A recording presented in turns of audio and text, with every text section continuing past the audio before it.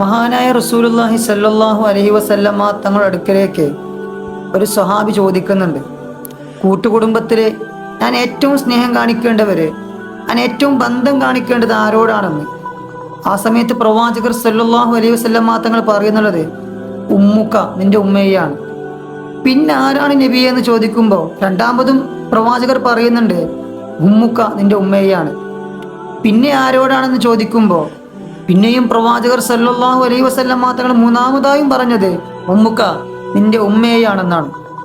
നാലാമതായി ആരോടാണെന്ന് ചോദിക്കുന്ന സമയത്ത് പ്രവാചകർ സല്ലല്ലാഹു അലൈഹി വസല്ലമ തങ്ങൾ പറഞ്ഞത് അബൂക്ക, നിന്റെ ഉപ്പയോട് എന്നാണ്. നാം മനസ്സിലാക്കേണ്ടത്, പടച്ച റബ്ബേ പരിശുദ്ധ ഇസ്ലാമിൽ ഉമ്മാക്ക് ഒരുപാട് സ്ഥാനം കൊടുക്കുന്നുണ്ട്.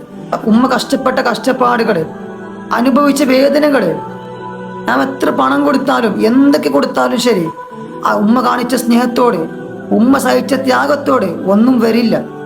ആ ഉമ്മയോട് കാണിക്കേണ്ട മര്യാദകൾ, ആ ഉമ്മയെ കൊടുക്കേണ്ട ബഹുമതികൾ, ആ ഉമ്മയെ കൊടുക്കേണ്ട ആദരവുകൾ നാം കൊടുത്തേ പറ്റൂ. എന്നാൽ മാത്രമേ പ്രവാചകർ സല്ലല്ലാഹു അലൈഹി വസല്ലമ തങ്ങൾ പറഞ്ഞല്ലോ, അൽ ജന്നത്തു തഹ്ത അഖ്ദാമിൽ ഉമ്മഹാത്ത് എന്ന്.